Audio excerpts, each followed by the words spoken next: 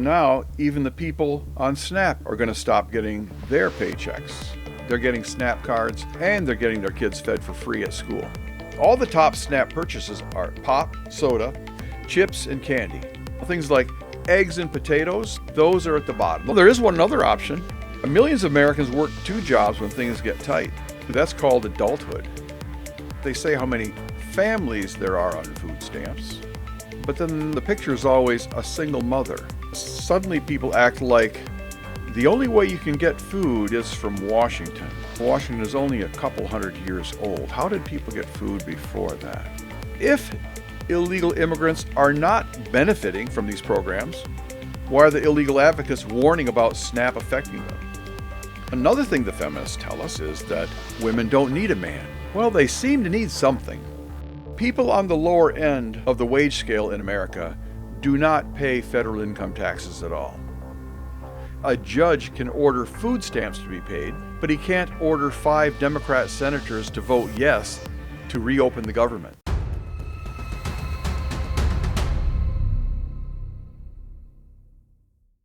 It's come as a bit of a surprise that the government shutdown has gone on this long, because we started saying originally that, well, people should stop complaining because they haven't lost a paycheck yet.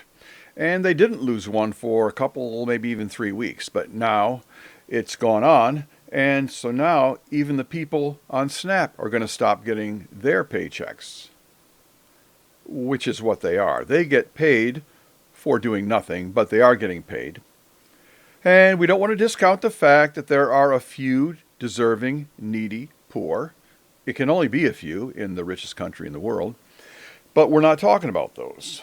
So if you want to criticize and say we lack compassion for the truly needy, nope, not the case. Not talking about the needy.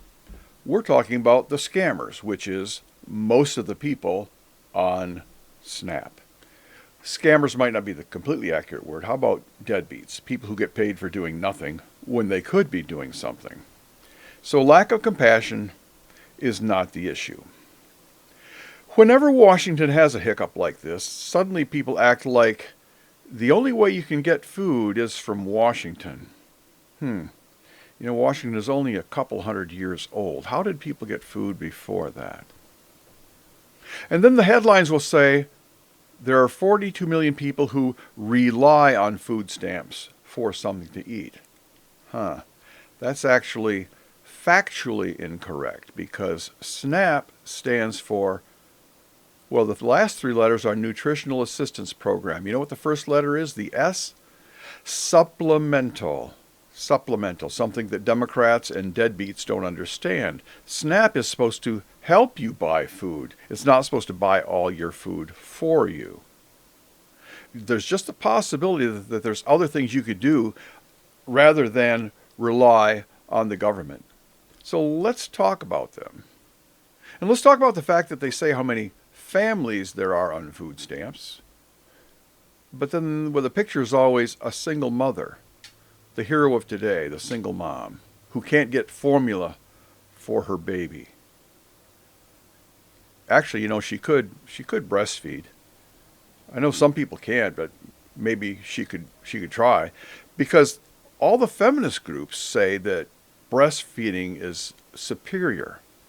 But you see, feminist groups are liberal, so they all get real quiet as soon as you talk about giving away free stuff. And there's plenty of free formula available. There are food banks that dedicate themselves to nothing other than giving away formula, which might make sense. I mean, there are people who use formula. That there's the ones who can't breastfeed, as I said, and then you might want to have some around for when you go to work. But the people on SNAP, they're not the ones going to work, are they? Are they? But before you go anywhere to look for free food, maybe you should just first look in the refrigerator and look in the cupboard. And I'm saying that kind of sarcastically, because we talk about the poor in America. The poor in the world are the ones whom the UN defines as living on some number less than $3 a day. Not $20 an hour minimum wage, $3 a day.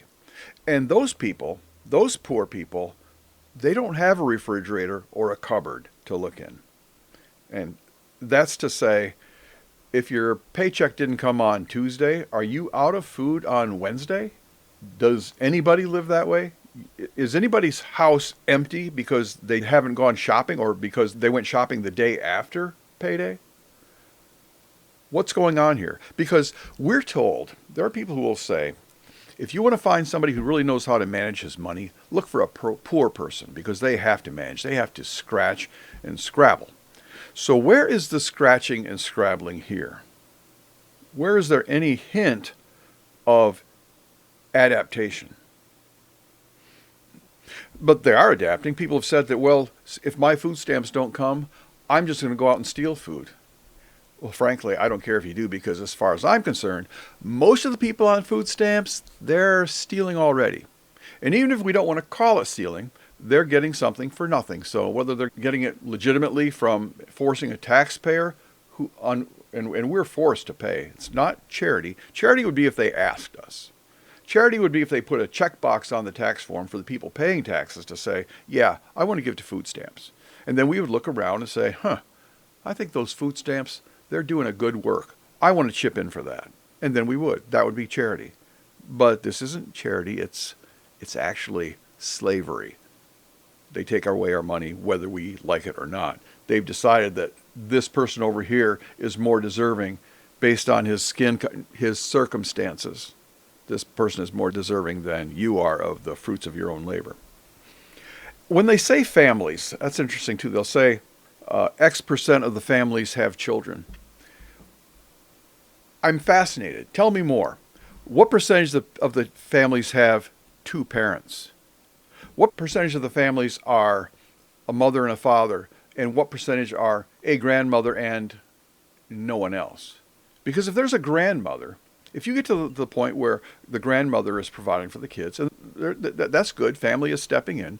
But now, when you go from child to parent, that's 2 adults to take care of that child. When you go to grandparents, that's 4 more. Total of 6 adults able to take responsibility, who are morally obligated to take responsibility and should.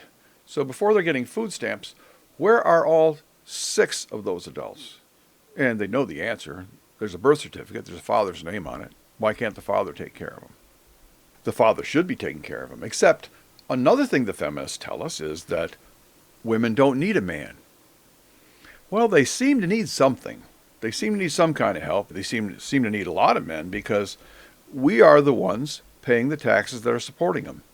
Not complaining about paying taxes. We'll talk more about that later. So they're really not doing all that well without a man.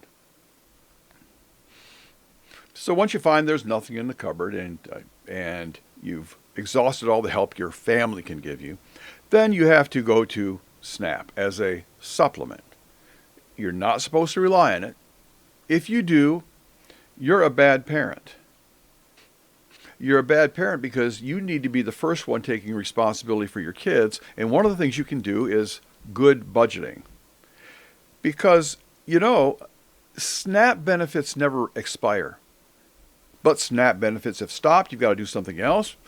You need to try budgeting. You could have planned ahead. You saw that there was going to be the potential for not getting SNAP, so you could have been tightening your belt, going to the food banks. But what other federal aid is there? Well, there's a lot. There's WIC, Women, Infants, and Children Program. That's a program giving just baby formula, milk, cereal, and nutrition counseling to the poor women who can't find formula. Then there's TANF, TANF, Temporary Assistance for Needy Families. This is what we used to call welfare. And this program hands out cash to the people who are needy.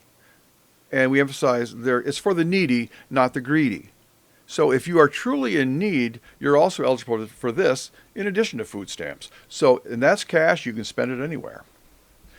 Another program is SSI, and that gives monthly checks out to low-income, elderly, and disabled adults, the most vulnerable. Not everybody gets this program, and not everybody gets what it's all about. You see, this is for the most vulnerable. If you're not on SSI, you're not the most vulnerable. So we take care of the needy. And people who are not on SSI and those who are not on TANF should be trying to do something else. Then there's TEFAP, the Emergency Food Assistance Program. This moves hundreds of millions of dollars worth of U.S. farm commodities to the public through local agencies. Well, it used to, actually. You see, this is the old USDA program where you could go get, and we actually did this when I was a kid. You could go get powdered milk and cheese and powdered eggs and canned meat, and it was actual food items, and it was designed to support farm markets while providing support for the poor, eliminating agricultural surpluses. But now there aren't any surpluses, so we just dump money into it. We just dump money into that so people can get that too. That's how the government works. You set up something to solve a need, and then you keep it going forever. And of course, there's food banks and church pantries, and those operate even when Washington is on coffee break. These are wonderful because you actually get to choose whether or not to give to them. I support the one in our town and at our church, along with my taxes, which I don't complain about. And the thing is, those food banks, they really don't ask a lot of questions about your eligibility. Well, yeah, ho-hum, you've heard all that. You know about all these. You know there's a lot of government programs. Maybe you didn't know how many there were, but we're not done. And this one is huge. Every child from a low-income family qualifies for free school breakfast and lunch. And many districts have after-school snacks as well. So the parents of school-age kids are actually double dipping. They're getting SNAP cards and they're getting their kids fed for free at school, at least 2 meals a day. That means all through the summer when they had to feed their kids at home, they had to spend more, but as soon as school started, 2 months ago, they had 2 months worth of not having to pay to feed their kids who were going to school.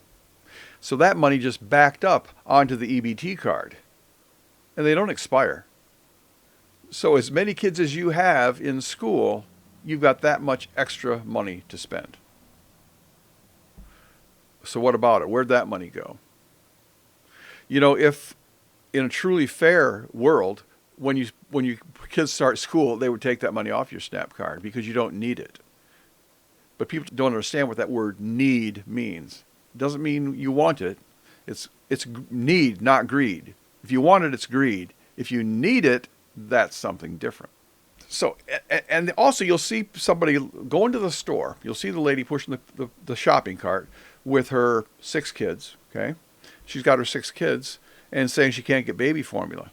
Well, if you've got 6 kids, just by math, only the bottom 2 to 3 kids can still be at home. The rest must be in school getting free school lunch. But they don't expect us to do arithmetic like that. They expect us to just let the tax dollars go, spend them, waste them. So all the wise poor people who have to scratch and scrabble and plan, they don't actually plan at all. And then here's another huge one. Don't forget the earned income tax credit. And this one needs an explanation. We'll concentrate on this one because a lot of Americans don't understand it. And for our international listeners, you will probably be floored. People on the lower end of the wage scale in America do not pay federal income taxes at all. You have to make about $30,000 a year. Now, how are you doing over there in Europe? What's your average middle class salary over there? All right? It's not much above $30,000 a year, is it? Okay? So, if they make $30,000 a year or so, they pay no federal income tax. So not only that, they don't pay any income taxes, but they still file an income tax return. So in April, they get a refund check of other people's money. Yes, that's right. They didn't pay in, but they get cash back, millions of dollars. So it's as if you never bought a raffle ticket, but you win anyway. So think about it. Wages, tax-free, getting tax back, and all your food is paid for too. Now, food in most of the world is a major expense, but in America, the lower middle class in any other country don't have to buy their own food, and they don't pay any taxes. So before we cry famine, let's count how many safety nets we got. We got SNAP, WIC, TANF, SSI, TEFAP, school meals, food banks, and earned income tax credit refund checks. It's a whole buffet line of public provisions. And funny, and again, for our overseas listeners, think about it. How many times have you been told that America is a cruel country? We don't have any social programs. Oh, we've got them. We've got them. We just don't have them for the people who deserve them. And, there is one other option. Yeah, millions of Americans work 2 jobs when things get tight. I've worked 2 jobs. Hasn't everybody? Well, that's just what you do. That's called adulthood. See, charity has its place, if you can even call this charity, but you're still supposed to have survival skills. Now, there have been some huge misrepresentations of fact that the left keeps repeating. And unfortunately, the right keeps letting them slide. It's only here on the 10th Man that you get the plain truth explained from the ground up. And we don't just replay other people's videos and then say how horrified we are. It's original material. So like, subscribe, and hit the bell, because the next story the media forgets to tell, they're already brewing it. So here's another huge misrepresentation. According to the networks, the minute a SNAP card freezes, America becomes like Somalia, or Yemen, or Sudan. And yet, government health data show that low-income Americans are more likely to be obese than are the middle class. So it's all the people paying in who are the skinny ones. But of course, they are actually working. And you want to know how the rich get richer? By short selling Coke and Pepsi. You see, the top food stamp purchase is pop. So Coke and Pepsi just lost 42 million customers. The smart money is selling short. Yeah, because all the top SNAP purchases are pop, soda, chips, and candy. Now, things like eggs and potatoes, things that are actually nutritious and cheap, those are at the bottom. Those they're in the top 20, number 20. And so the same crowd that's warning us about mass hunger and starving babies, they want us to fund the 64-ounce colas. That's 2 liters. I don't know why we even said 64 ounce. They're 2 liters here. We are metric. And the contradiction doesn't bother them because it serves both sides of their narrative. Remember, they're anything if not inconsistent. Because they can campaign against hunger while also campaigning for free health care to treat the diabetes that comes with it. And that's no joke. That's no joke. The left is now demanding Ozempic for all the fat, poor kids. And who pays for that? The same taxpayer. We pay once at the checkout line and again at the hospital. So more free stuff. America is not socialist. Oh, yes, we are. The 42 million people on food stamps, most of them, 30 million, are also on Medicaid. Absolutely free medical care for the lower middle class who also pay no taxes. So does this sound like cruelty to you, a lack of compassion, or is it just arithmetic? Because you can't call a nation both starving and obese at the same time and be taken seriously. If you want to be compassionate, it requires telling the truth. And the truth is, you could cut food stamps today 100%, and people would still manage to get by, and overall health would go up. Prove me wrong. And we know that based on the amount of fraud that goes on. The fraud proves that the money's not needed. A woman in the Detroit News, they profile her as a single mom. Then you actually read the article. This was last Sunday, November 1st. Then you actually read the article and you find it's 2 adult kids, 18 and 20. So 2 adult kids and another adult in the house. That's not what most people think of when they hear about a poor family. It's 3 adults, but they're getting SNAP. And then come the hustles. You know one reason they buy so much soda? It's not because they are drinking it all.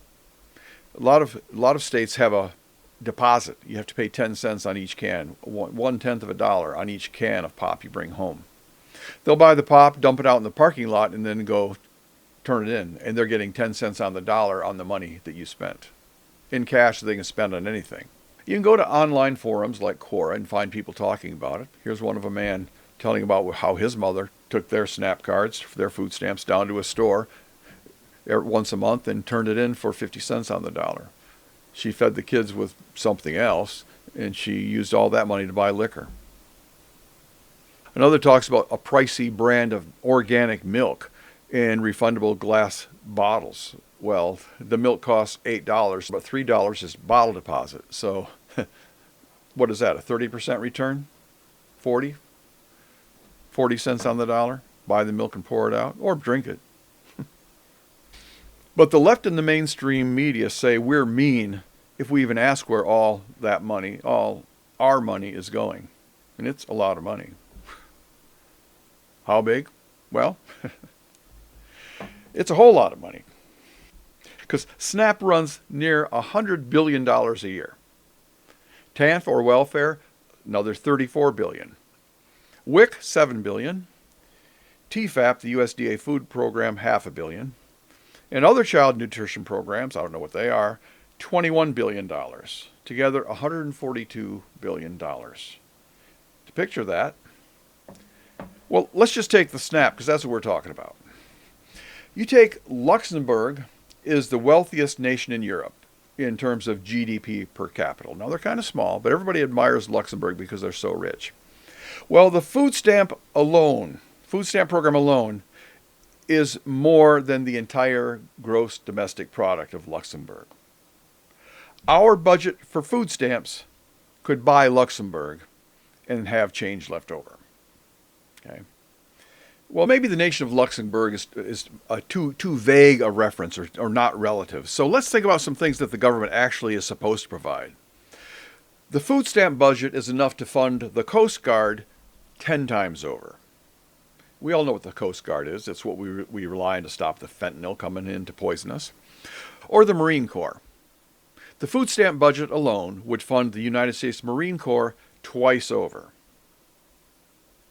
And so when we have people on the left even now talking about President Trump's new extravagant White House ballroom. So remember, the ballroom, the first major addition to the residence in over a century. And the $350 million that it cost, that would fund the food stamp program for a little over 2 days. It's a lot of money. And you know, we have a lot of money because America is smart and knows how to spend smart. But you can't pay for everything. You have to fund what is essential and what it is the government's business to fund. But if everything is essential, then nothing is.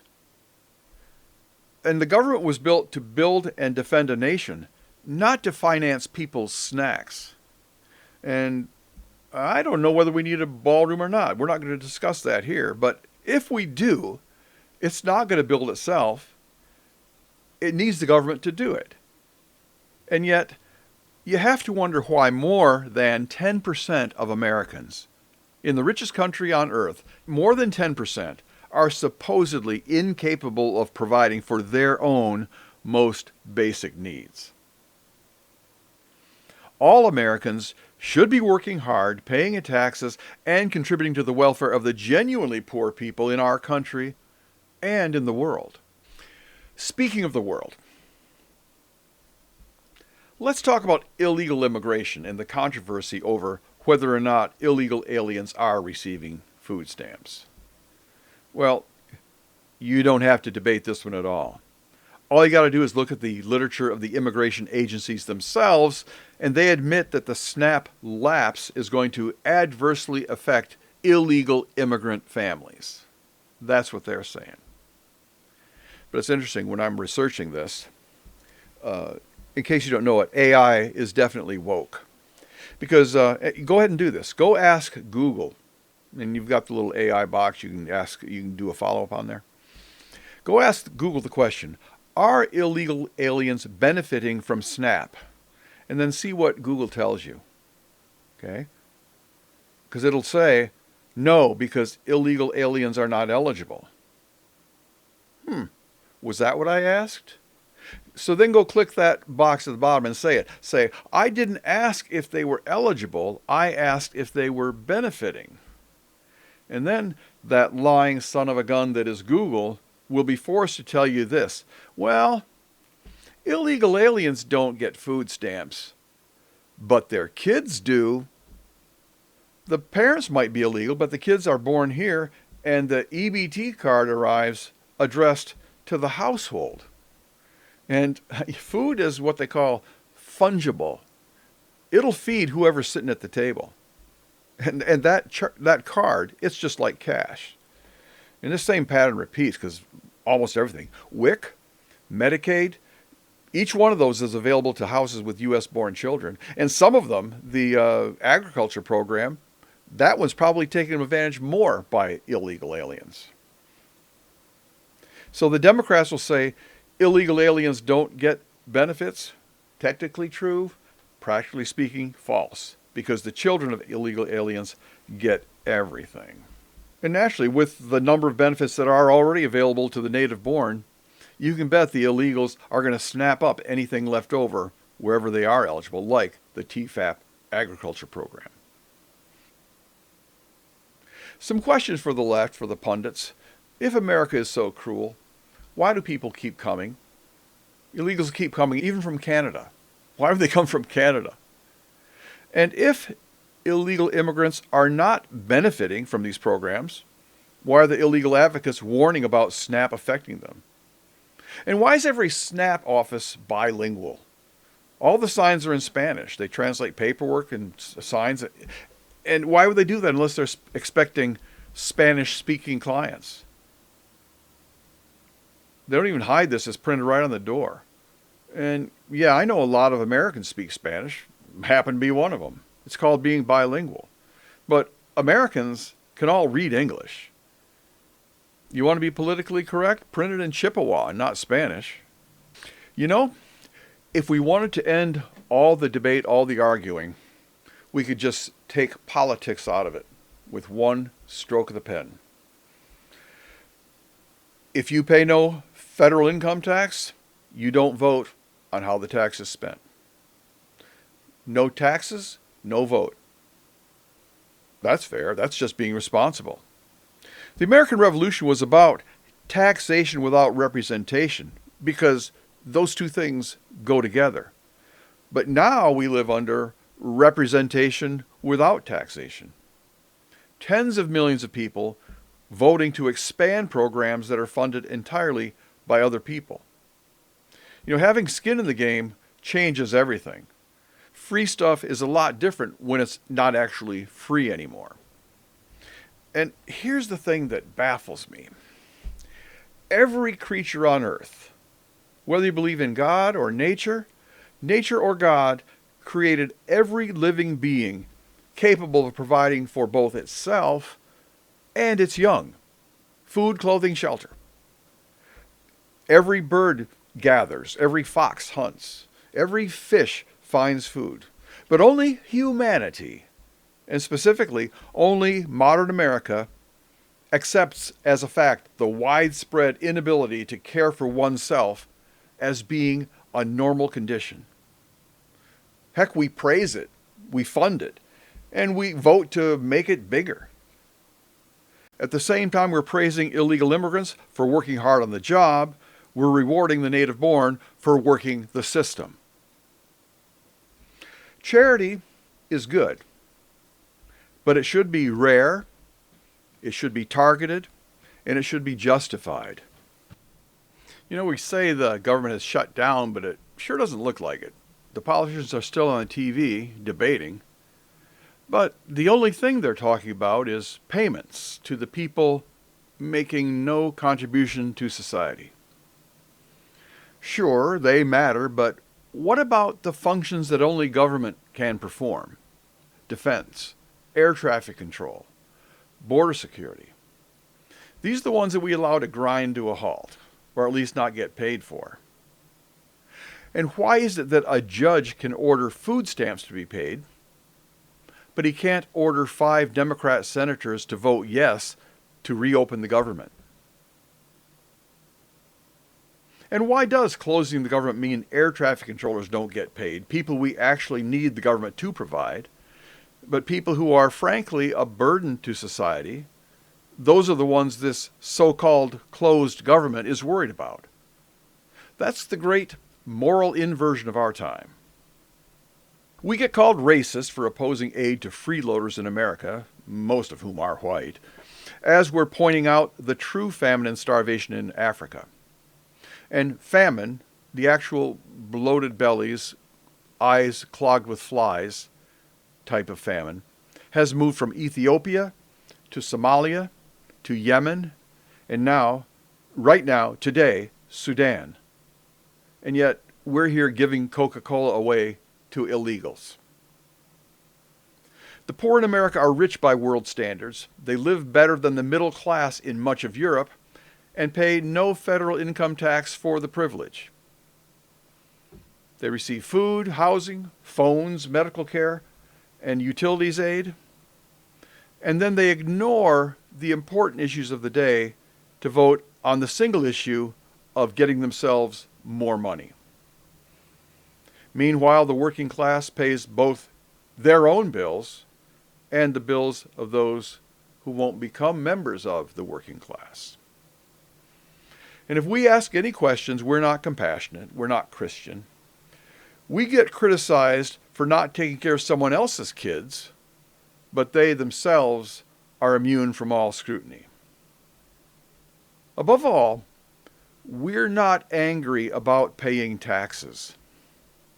Nothing in this episode is about paying less taxes. We all like lower taxes, but that's not what this episode is about. We've seen all the memes where people who don't want to pay food stamps are stingy. Far from it. I'm proud, blessed, and happy to be able to pay taxes, and I wish everyone the ability to pay as many as I do. I'm only angry about wasting them, about giving them to the undeserving. Compassion for the truly needy is noble, but robbing the middle class to feed the lazy is theft. When a nation treats the consumer of taxes as holier than the producer, it's not feeding the poor, it's starving freedom. So hold everyone accountable. Trust me, they can handle it.